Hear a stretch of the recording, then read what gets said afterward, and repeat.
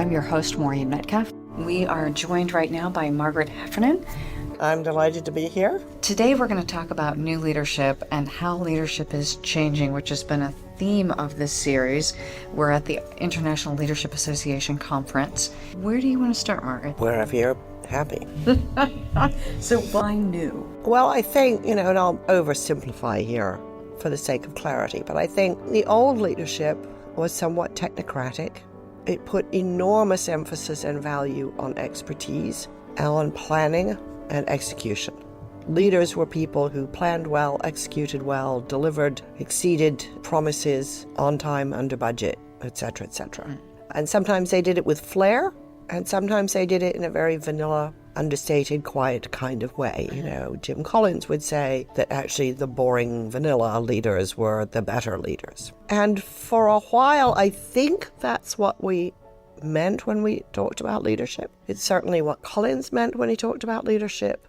And there were obviously aspects to that kind of leadership that went beyond pure technocratic expertise, which was about giving work some kind of meaning and making people feel they worked in a place that supported their needs and desires. So why do we have to change that?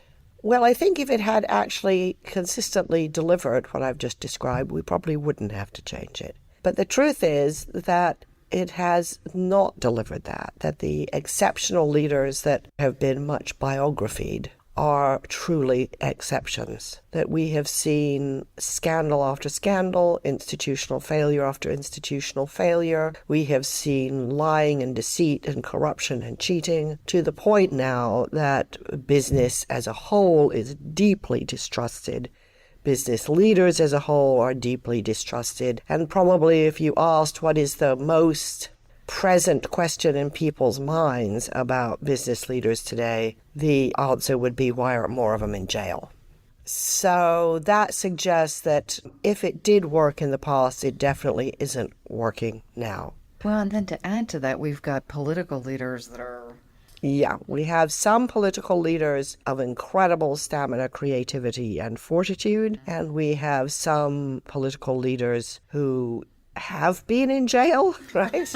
Yeah, we don't want them to have incredible stamina. Right, and we have other political leaders who may yet end up in jail, but who certainly don't have what we consider to be the kind of four pillars of trust, which is consistency, integrity, benevolence, and competence. Yeah.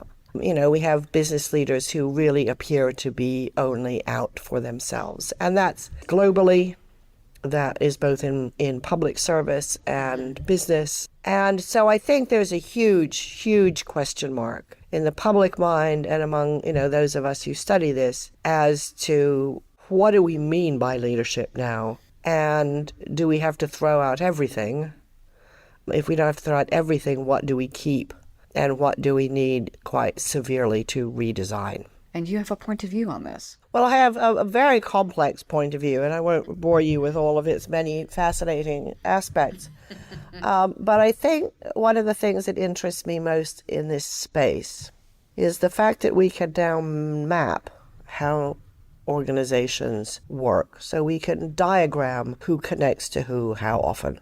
And you're talking about systems mapping? Yeah. Okay. Systems mapping, communications mapping. And I think something really fascinating comes out of that, because typically if you put an org map next to an org chart, they bear no relationship to each other. Now, in my book, on the org map, the nodes are your leaders. They are the people to whom other people go. So you're not talking formal titles, you're talking about functional... But this is the problem, right? The nodes are the leaders. They are the people that other people in the organization trust. They go to them for help, advice, information, insight. They typically aren't on the org chart. They aren't recognized as having this competence. They aren't recognized as fulfilling this role. And they are rarely identified formally as leaders. And I guess if I had to simplify what I believe, I would say the org chart is a kind of fantasy. It's a sort of alternative universe. And the org map is the reality. And I think when we look at leadership, we need to be looking at those nodes. what they do, how they work, how they've achieved the level of trust that they have, and figure out, if you like, how you multiply them. Well, and how you also create a context in which they are not working around your formal leaders.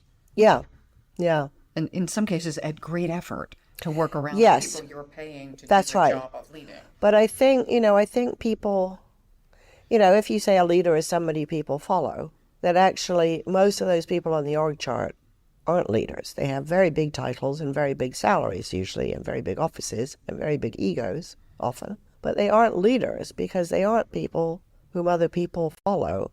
They are often people who obstruct a lot of good work. Mm-hmm. Now, let me be fair here. I've been the CEO of 5 businesses, and I'd like to think that all of that time people didn't think I was just an obstacle. No, excuse me, there were good ones. But I'm also sure that it was rare that I got as much out of the people around me as I could have. And I think that was really my job, because it is incredibly hard. Okay. And it is incredibly hard for 2 reasons. One is hard. And the other thing is because the people, especially in hierarchies, so the steeper the hierarchy, the worse it gets, people want approval. Okay. And so they are constantly looking to leaders for clues as to what will gain them approval. And I think this is the hardest problem a leader has, which is the power that they have. Mm-hmm. The power that they have to stop the people around them from thinking for themselves. And as you mentioned in your introduction, I wrote a book called Willful Blindness, and Willful Blindness looks at major failings in private lives, institutional lives, corporate lives, where major mistakes, sometimes lethal mistakes, were made. And it turned out, as it always turns out, that everybody knew. And nobody said. And nobody said. So this willful blindness isn't akin to not giving fair opportunity to women or men. No, well, that is part of it. I mean, that is certainly part of it. But the fundamental thesis in willful blindness is that when you have these failings, it's not because of anything that's secret or hidden or unknowable. Mm-hmm. It's because of something that's right there. Everybody can see it, and everybody pretends that it's not there. Mm-hmm. And you see that in Wells Fargo. You see that in the Volkswagen emissions scandal. You see it in the General Motors transmission scandal. You see it in all the banking failures, in the LIBOR manipulation, in foreign exchange manipulation. You see it in Harvey Weinstein at Miramax. You see it everywhere. That everywhere in our organizations, we have bystanders and perpetrators. We have huge amounts of intelligence, and it's all being diverted to the wrong ends by people of goodwill who want to please their bosses. And so that seems to me an incredibly hard problem that even the most brilliant CEO is constantly wrestling with, which is how do you create the conditions in which people feel safe enough and eager enough to tell the truth.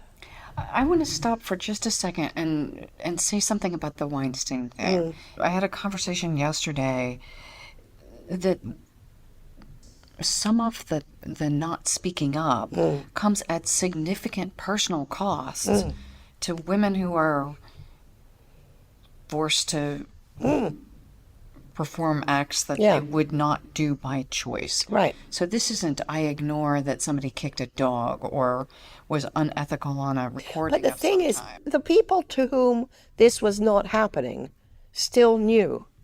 Everybody knew.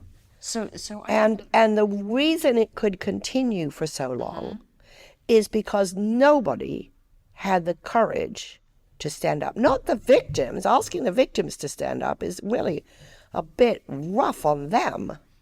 But all those people who weren't victims, all those people who did have power, all those people who did know, and I had a personal story of that. I worked for a large consulting firm, and was sexually harassed at one point. I finally did say something because it was to the point where I could not function. And when I finally reported it just to my boss, he took it up the ladder. They said it was the worst case of sexual harassment they had ever seen. And exactly what you said. The people around me who worked for me all saw it. The client saw it. This man would scream and yell and threaten. Yeah. And he was violent in the workplace. And one of the people was a former senior military officer, in fact, who wasn't a shrinking violet. He wasn't a young kid. And even he said, yeah, I guess I should have said something. Yeah, you think. Yeah. So I can say with personal experience, this stuff happens all the time. Yeah, it happens all the time. And, you know, I published my book in 2011, and I could have brought out a new edition every 6 months. Because the stories just go on, and they always follow exactly the same pattern. So I think this is a really profound leadership challenge, because it means that the number one job of someone who wishes to be a leader is to create an environment in which people feel really safe. Now, almost everything we have done in terms of management processes militate against that. Yeah, forces compliance. So, we have over-engineered the shirker problem and completely failed to engineer the candor problem. And I think that's a huge challenge in front of us. The thing I didn't understand when I wrote my book, I didn't understand that it had two faces. So there's the one we've just been talking about, where something bad is happening, everybody knows, nobody says anything, so it goes on for years or decades. There's also the one where people have ideas and they think, oh, I can't say that because it's stupid, or we do really cool, hot software here, and this is a kind of simple software idea, or doesn't have enough pizzazz, or it's not a moonshot. So they have a good idea, but they don't say it. And so it strikes me that there's a cost in terms of risk, which is the first case, but there's a gigantic cost in terms of innovation and relevance. And I guess here, that I would suggest that, in 2007 when Facebook launched, I know because I had people working in Google at the time. They could all see Facebook. They were all playing with it. They thought it was kind of cool. Nobody said, this is really something. We should do something like this. And it wasn't until 2011 that Google launched Google+, which is just a fiasco. Too late, not good enough, not interesting enough, too late. So there's a huge innovation cost here, which is, the workforce can see trends, changes, tastes, opportunities down the road, but they mostly won't say anything. Or they'll be met with a curt, well, that sounds like a stupid idea. Trust me, all great ideas start off as stupid ideas. You better listen to the stupid ideas. Post-it notes were a stupid idea. Bottled water was a stupid idea. I mean, I think it is a stupid idea, but it's also about water out of a bottle. Yeah, right but now. it is about $120 billion industry right now. So the silence and the fear that characterizes organizations, I think, is the biggest problem that we face today. And I think much of our management practices have created that problem and exacerbate that problem. So what to do then? So we've identified the problem.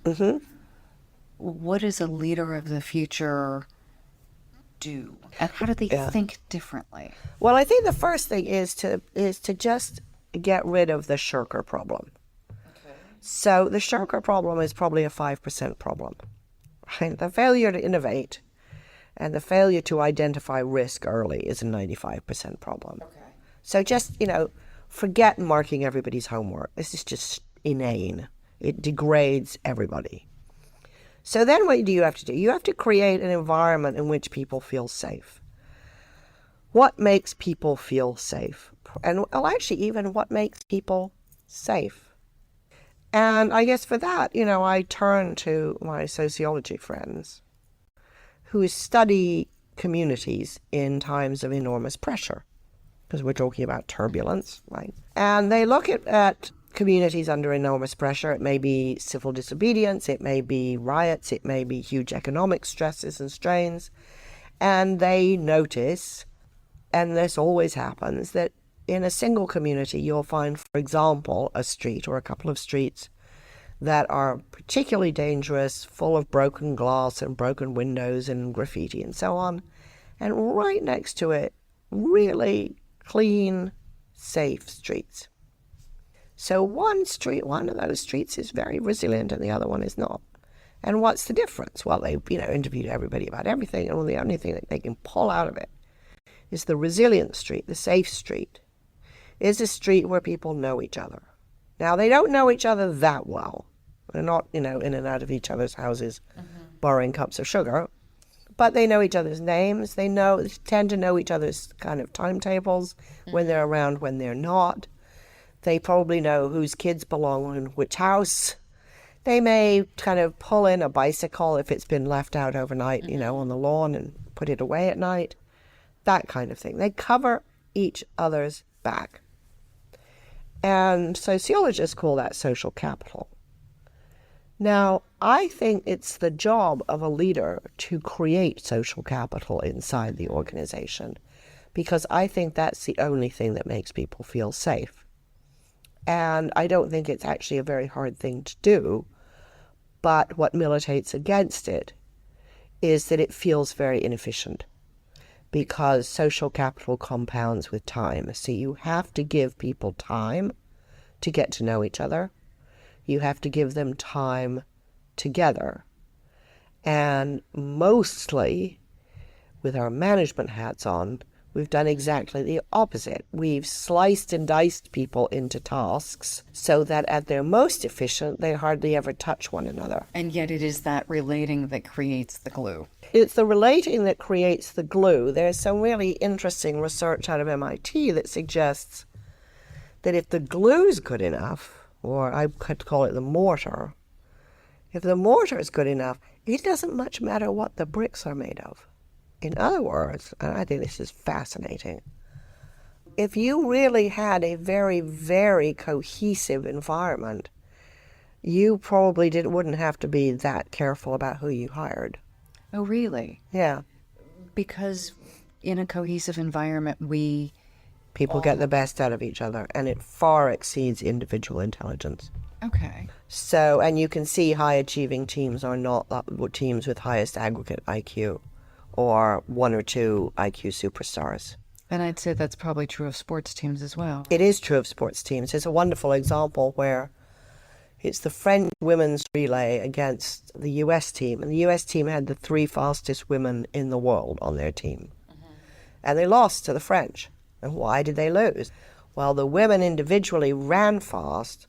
They weren't too good at passing the baton. Really? And it was just that split second. Yep, that will do it. So it's the interstitial stuff. It's the stuff between that really makes the difference. And we've mostly, in the name of efficiency, cut that all out. And the gig economy, of course, does that famously, So people never meet each other. And so there's no trust, there's no reciprocity, there's no generosity. And so, first of all, people don't feel safe because it's very precarious. But also, if they have an idea or they have a concern, they don't have anybody to take it to. I did work with large system implementation, so enterprise software. Yeah. And it seems like we offshored a bunch of stuff to India. Yep. And that was more financially efficient. And then we ended up putting those Indian people on planes and made them sit in our offices, which was less financially efficient, but we kept missing deadlines. And they didn't get smarter on the plane. No. So it wasn't a That's right. An excellent example. Yeah, absolutely. No, they didn't get smarter on the plane. They got smarter when they could see people face to face and when they were more motivated because they were working for each other. Because really people do their best work, not when they're working for the boss, but when they have a high degree of accountability to their colleagues. So I'll stay late and finish something because I know if I don't, you need it first thing in the morning, and if I haven't got it done, I'm going to let you down. Now, I may be very happy letting the company down, but I'm not happy letting you down. It's personal. So is that possible in an environment where we work remotely? Well, it is and it isn't. I've worked with a number of global companies, and they have reluctantly conceded that on these huge global collaborations in pharma, for example, they've still got to bring teams together once or twice a year. The technology will maintain the relationships that are built, but it won't create the relationships that are built. And we've played with some kind of funky tricks to kind of keep that relationship going. Like, everybody will agree to watch the same movie in the same week, and then they can talk about it, when they have their conference call. Exactly. Huh. So there are ways of keeping it going. But human contact still counts. And the only thing I think is sad is that some people would regard that as sad. Well, it's inefficient. But you see, the thing is, it's not inefficient. I know. Because if in that you capture the, hang on a second, we forgot this, or hang on a second, there's something weird going on there. How often do you see someone in the hallway and say, oh yeah, I know. Oh yeah. I have a client who works for one of the biggest chip designers in the world. And I kept banging on about how he needed to go and talk to people because they have offices all over the place. So he goes to Norway for a day, runs into somebody in the hallway, solves a gigantic problem they haven't solved for 3 months. And everyone has those stories, yes. So as we come to a wrap of this segment, what do you want listeners to walk away with? Really, probably a couple of things. The first is the organizational silence, the fear of speaking up, the fear of trialing crazy ideas, I think is the gigantic hidden cost of our current organizations. The climate of fear that characterizes almost every organization is a gigantic cost, and I think is hugely implicated in our lack of productivity. I think it's soluble if you recognize that investing in the time for people to get to know each other as people is the only thing that will make them feel safe. And if you do that, they become more creative, they become more open, and the whole organization becomes a lot healthier. It sounds like then there's also an emphasis culturally that we value relationship. Yeah, that we value relationships, and we as leaders have the humility to recognize that companies don't have ideas. Only people have ideas. That it doesn't matter where you are on the org chart. If people are afraid of you, they won't tell you the truth. And you can say until you're blue in the face, my door is always open. They're going to try very hard not to walk past that door for fear of being called into it. And I think, I know we've studied this for decades, I still think we fail to understand how damaging power is. That's a brilliant note to end on. Margaret, thank you so much. My pleasure. We are joined by Ira Chaleff. He is an author, speaker, and innovative thinker. So, Ira, let's start a conversation. Let's talk about your work. Where do you want to start? Well, first of all, I got interested in followership because of the history of humanity following destructive leaders, with all of the terrible consequences of that. When I started to write about followership, there was very little out there. There's one very good book before mine by Robert Kelly, who has spoken at the ILA. Robert is an academic. I'm a practitioner. So my book looked at how could you, when you occupy the follower role, how could you build a partnership with the positional leader so that they felt very supported by you, and when you needed to give them constructive feedback candidly, that perhaps they didn't necessarily want to hear but needed to hear, that you had the relationship with which to do that, so that they would then take seriously what you were telling them, and hopefully then correct their blind spots, correct the tendency of power to distort our perceptions, our behavior. And because I was an early writer and thinker on followership, I've become a kind of, this is funny to say, like a quote household name among those who study leadership and followership. Okay. So for listeners for whom this is a topic they haven't studied, what are the top couple of things you want to make sure that people walk away with? And assume some of our listeners are leaders and some of our listeners are followers. Well, actually, you have just articulated the misconception that is very universal. So I appreciate your doing that. My lack of knowledge. In the sense that leaders are not one set of people and followers another set, but rather we all lead and follow at different times. And particularly when you get into the middle management, whether it's private or public sector, military. Even executives have boards. Exactly. You're leading sometimes, you're following other If times. you're married, you're... There you go. Exactly.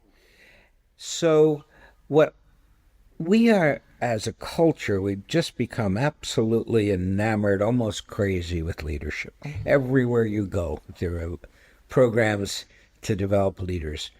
All of those people who take those programs are also followers. And when they go back to their organizations and try to make an impact, if they don't know how to do the follower role as well with strength, they're probably not going to be as effective as they could in their leader role. So assuming then, let me ask the question differently. How do I become a good follower? Good. And you're just doing wonderfully here because you're asking questions. Well, you're asking me all the questions contain the cultural biases that we need to re-examine. Okay. In other words, when you say how to become a good follower, People people think, oh, that's a bit passive, it's a bit sheep-like. I don't know if I want to be a good follower. I want to be good at whatever I do. Well, that's true. And you're absolutely right. We do need to be good followers. What I've done is I've used different language. Okay. And I'm using language of how do we be a courageous follower. And that elevates it. It takes it out of the weak kind of stereotype. Sheepish. Exactly. And we need to be courageous sometimes in doing what leaders ask us to do, because leaders can't eliminate all risk. So sometimes we have to have faith in the leader and kind of suspend our own reservations and follow.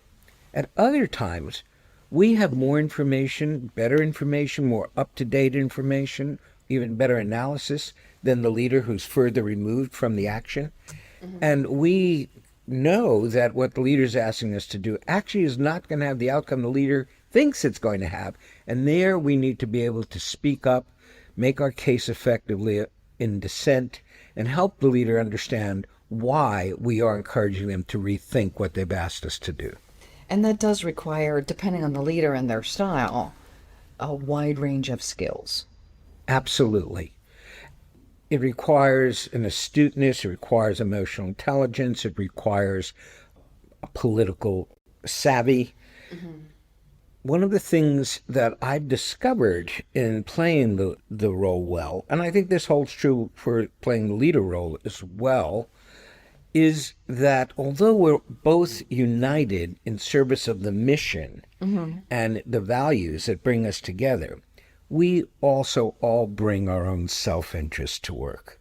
Whether it's to, feed our family or to be promoted and to be acknowledged for doing a good job, etc. So when we're framing issues for the leader, we need to understand what his or her self-interest is, so that when we describe how this will help the mission, we also, if necessary, if they don't get it right away, we also can help them understand while this is going to support what they hope happens in their lives, in their profession. So this skill is the same or similar for both leaders and followers then? Because as a leader, I should understand who my followers are, what motivates them, and how to talk to them, ranging from language choice and culture and nuance. The single mom may care about the biggest reward is get out of work on time to pick the kids up from school and be able to leave early in some cases. I may have someone else who's trying to, their biggest objective is to make a name for themselves, and what they want is opportunities to stay late and do projects. As a follower, it sounds like I need to now understand my boss and his or her motives and language my observations, objections, concerns, whatever, feedback in a way that will resonate with them as both a leader and a human. Perfectly said. And if you want to co-author the next book with me, you're invited. The leaders, people in positions of leadership at different times in their career and lives have different self-interest. Sometimes, as you say, that it's a time of ambition. Mm-hmm. Sometimes it's a time of they have health issues or they have family issues and they're trying to establish work-life balance. And paying attention to this and being supportive as much as possible, never at the expense of the mission, just as the leader can't favor us at the expense of the mission. But both, I love the way you said it, pay attention to our mutual humanity and how can we help each other be better in our role and in our service. Thank you. So it sounds like as a follower, I need to understand that piece. And then my guess is the next step is I have to learn how to give that feedback in a way it can be heard. And then do I just let my boss go do whatever they do? I'm assuming that puts me back in the sheep role. Courageous but not fired. So first of all, you're right on the money. Language is so important. When I do workshops, we pay a lot of attention to how assertive is the message or how what linguists call mitigating is it. There's a right time for each language. Yeah, when you're driving the wrong way down a one-way street, I'll probably be assertive. Exactly. Now, the leader is not under an obligation to change because we think he or she should. They wouldn't be leading if they always did that. In fact, they would drive everyone crazy. Yeah, we call that immature leadership. Okay. So the leader doesn't have that obligation, but hopefully he or she is a good listener. If we believe the point is really an important one, we have an obligation in the follower role to try again, not with the same pitch, but go back and do some more research, give them more data, give them more case examples, perhaps bring in different allies who they know also bring important perspectives. However, if after the second or third time we haven't convinced the leader, inherent in the follow role is subordinating our preferences and following the leader, except if safety, ethics, legal issues are involved. If those are involved, then we have to stop following. And that moves into what I now call intelligent disobedience, which is my latest book. Okay. Right. And intelligent disobedience comes from the model of guide dogs. If a guide dog gets a command to go forward and there's a quiet hybrid car coming around the corner, it must not obey. It'll get the team killed. Right? So there's actually a skill set and a psychology that's needed. It's rare, but it's critical to know when not to obey intelligently and how to, in that sense, both keep the leader from harming themselves and others unintentionally. Usually it's unintentional because they have blind spots. So there's really a lot of self-awareness, other awareness, skill set involved in playing the role in an exemplary fashion. Yeah, I just think of all of the situations in which I disagreed with someone for whom I was working, And the reality is I didn't know what they knew. And often there were things they couldn't share, especially if it related to other people or kind of need to know we're going to lay people off, whatever business reasons. It's such a nuanced spot to know when to be intelligently disobedient and when to follow mindfully. Yes, that's right. There's no perfection in either role, in either the leading or the following role, but there's accountability. And we do the best we can to stay alert, to stay aware. And the simple rule on intelligent disobedience is if you can see that implementing the order is clearly going to produce harm, then disobedience, intelligently, constructively, is the right action. If leaders don't have at least some people around them who can keep them from stepping off the curb when a truck is coming, they are actually in danger. So, a smart leader understands, again, from the platform of supportiveness, this isn't being done from someone who's always fighting with the leader. This is someone who's generally helping the leader achieve the goal, succeed, just as the guide dog is helping the blind person, but occasionally needs to make a correction to keep the leader from getting into a situation that they didn't intend to, didn't want to, and would be harmful. So the thing that comes to mind is in this era, we would say that effective leaders are innately collaborative. And that collaboration is with peers, people of higher rank, but also subordinates, clients. Subordinates a bad word, but people who work for us, our clients, our strategic partners. So that collaboration would be with my followers also, it seems. Yes. And if you have a wonderful leader that has all of those competencies and awarenesses, life's easy and you work well together without much effort. We all have worked with leaders who are less than perfect, as we are less than perfect. And so that's when we have to be prepared to go out of our comfort zone, maybe take the leader out of his or her comfort zone in order to avoid avoidable harm. I mean, there's always risk that maybe cannot be avoided, but that which is seen, understood, and could be avoided. That's the job of the courageous follower and intelligent disobedience. Perfect. So, Ira, can you explain why followership training is so serious to any good practitioner of leadership?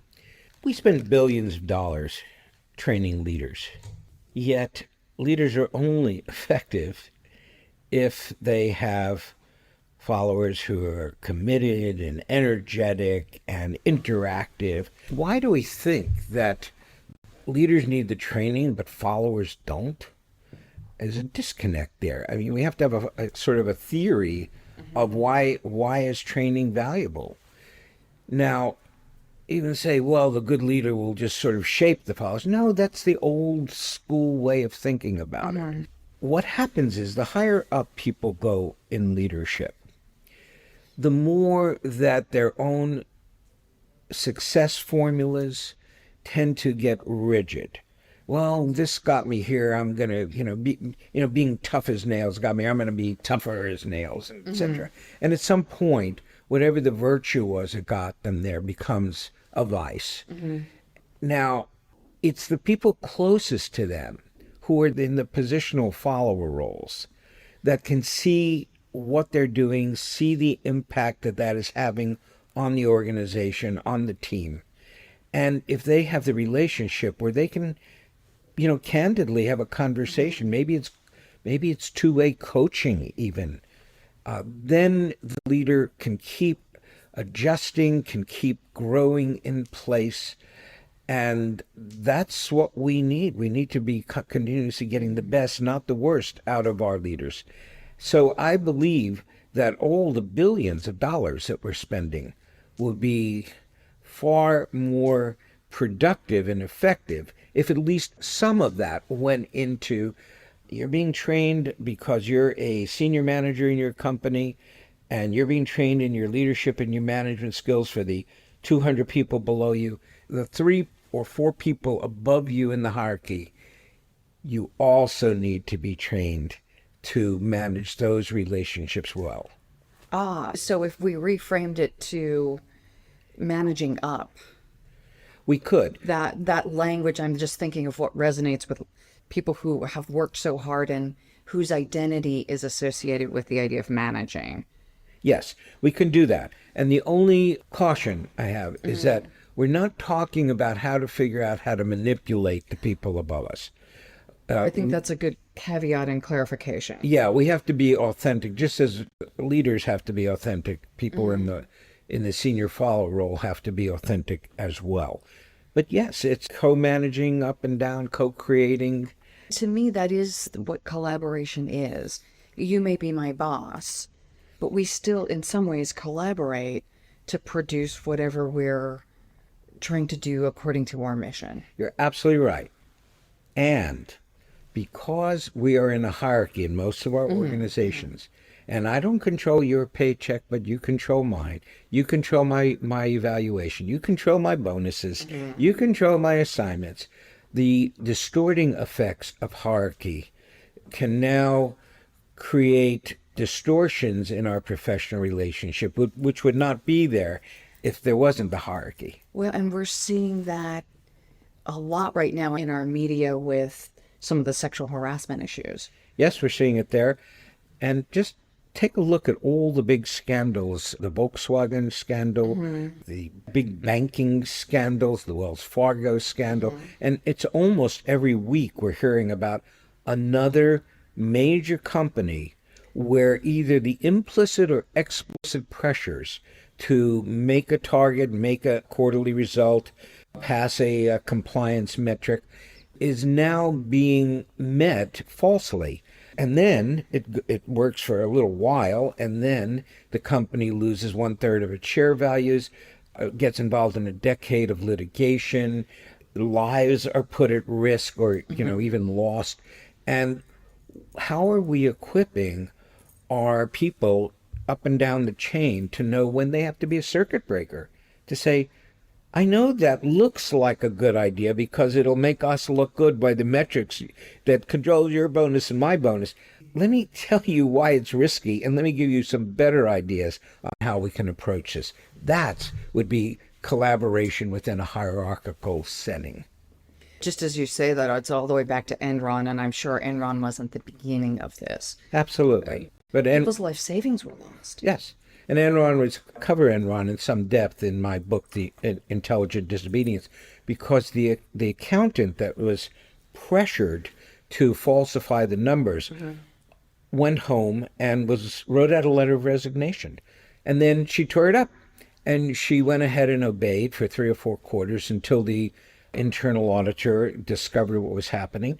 And the accountant and several accountants went to jail. It's not just the people who gave her the pressure. So there are very serious personal and professional consequences as well when you get too close ethical lines or cross them.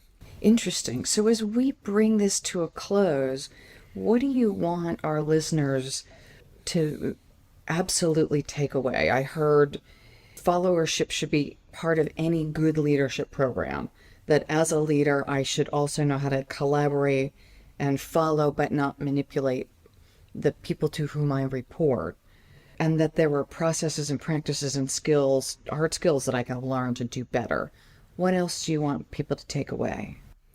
When I'm talking to groups in their follower role, I'm also having them examine the subject of courage, because you can't do these things without a certain amount of courage. Where does courage come from for them?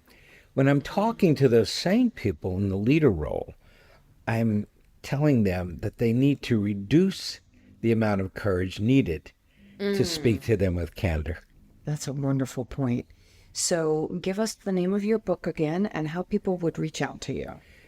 The Courageous Follower, Standing Up to and for Our Leaders, 3rd edition, available in any format. And Intelligent Disobedience, Doing Right When What You're Told to Do Is Wrong. You can go to my website, irachaleff.com. And how do you spell your last name? I'm going to give you the whole thing. IRACHALEFF.com. Thank you so much, Ira. It's been a pleasure to learn more about your work. And for you to share that with our listeners.